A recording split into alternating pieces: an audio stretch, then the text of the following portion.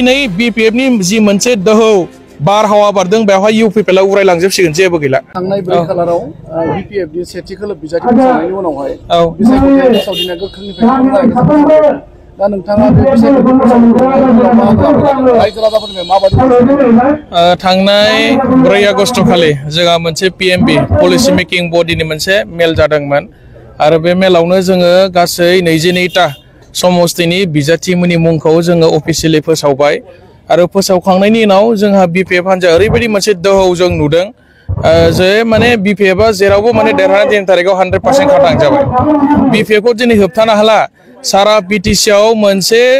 बारहावा बारबाय आरो बे बारहावाया ओरैबायदि गोख्रों बारगासिनो दं दायो सोनाबनिफ्राय सानजा सानजानिफ्राय सोनाबसिम BPF नि जि फोसावदिं मेल बे मेलावहाय जोङो रायजो राजाफोरनो ओरैबायदि मोनसे पजिटिभ रेसपन्स मोनदों बयबो दिनै हाग्रामा महिलारि सारखौ शिफ्ट जानानै जोंनि BTC खौ सालायफिनजानायखौ बयबो लुबैदों आरोखि जोंनि BTC नि थांनाय 5 बोसोराव जिखिनि पावर एन्ड फांसना दिनै गोमाफैबाय बे पावर एन्ड फांसनखौ लाबोफिननांगौ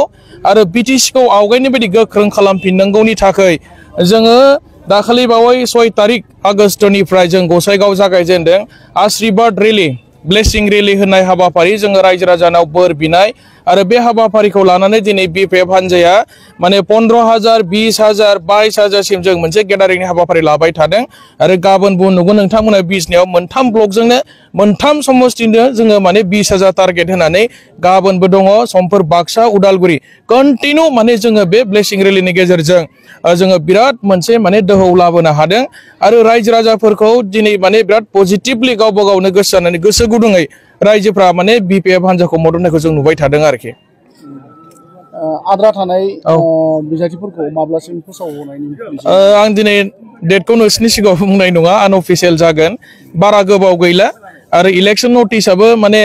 होथारसिगोन जों माने आनअफिसियेलिब्लाबो जों मोनथिबाय थादों बारा गोबाव गैला 10 दिनबो सम गैला इलेक्शन नटिस गोग्लैनो थाखाय दा बेखायनो जोङो माने सेकेन्ड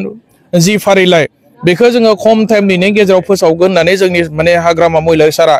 जोंखौ फोरमायदों आरो बेखौ फोसावखांनायनि उनावबो जोङो फुल स्विं माने केम्पिं खालामगोन आरो BPF हान्जानि दैदेननायावनो BTC आव माने दुर्गा फुजानि आवगाय मोनसे गोदान सरकार मोनगोन दिनै 100% माने खाथां जाबाय आरो प्रमद बर'नि सरकारखौ रायजोफ्रा फोथायला बिथांमोना बर' मानसिखौनो इभिक्सन खालामो बर' मानसिनि एगेन्स्टआवनो नटिस होयो आरो बिथांमोननि बे बिटिआर सुक्तिनि 7 नम्बर दफायाव लिरनाय दं जे खास हायाव थानाय हादान ओनसोलाव थानाय बेबायदि मानसिफोरखौ इभिक्सन खालामनांगौ होननानै बावहाय लिरनाय दं दा हादान ओनसोलाव सोर रायजो जायोलै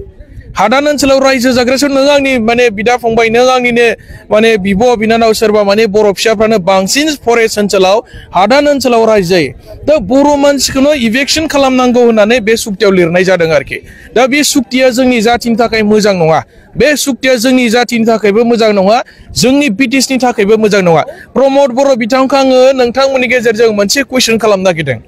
इलेक्शनाथ' फैगौ ना साननैसोनि गेजेराव इलेक्शन जासिगोन बे इलेक्शना खिन्थु BTR नि इलेक्शन नङा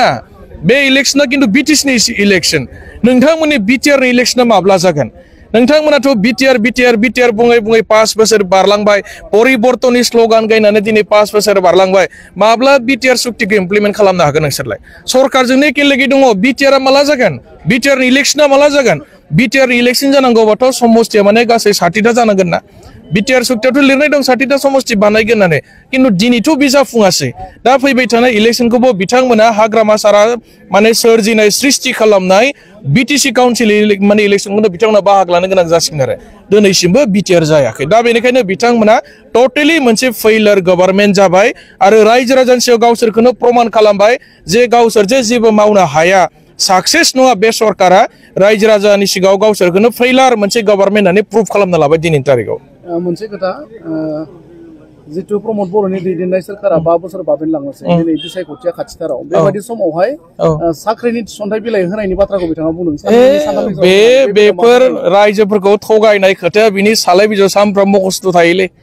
मा टाइम दङ माला एडभार्टाइज होबावगोन सप्ता खनसे गैला इलेक्शन नटिस गोग्लैनोसै कर्ट अफ कन्डाक्ट गोग्लैथारनोसै माला साख्रि होबावनो माला टिका होबावनो माला बिल होबावनो रायजोफोरनोलाय दा जों खोनादों गामि थानानै बहाबा फाउन्डेसन स्टोन बानायलाबायदों सरकारानो गैला दा अन्थाइ खालामगासिनो मा लाब दं सोर फोथायगोन बेखौलाय माने मन्दिरनि नामाव गिर्जानि नामाव बायदिसिना माने धर्मीय अनुष्ठानफोरावहाय बियो माने ब्लेंक चेक रानदोंनो आलारि सोरां बाथि होननाय आरोखि बे आसनिनि गेजेरजों बे फैसाखौलाय सोर होगोन 2 मासनि उनावसो माने बेंकआव थांनो चेक खालामनांगौ होनदों 2 मासनि उनाव ना प्रमोद थागोन ना इउपिपिएल थागोनलाय सोर होगोन फैसाखौलाय आरो बेबायदि इसिबांखिनि थगायनाय राजनिति खालामनानै लाब गैया रायजो राजाफ्रा बुजिखाजोब्बाय जा बुजिनांगौ बुजिखाजोब्बाय दिनैनि तारिखाव रायजो राजाफोरखौ नांगालाव भट थुनांगौ बिपिएफ खौ गोख्रों खालामफिननांगौ हाग्रामा महिलारि सारखौ माने सरकाराव लाबोफिननांगौ होननानै गोदानै बुजायनांगौ जेबो गैला रायजोफ्रा गासिबो बुजिखाजोब्बाय दा दिनै बिपिएफ नि जि मोनसे दोहौ बारहावा बारदों बेवहाय इउपिपिएल आ उरायलांजोबसिगोन जेबो गैला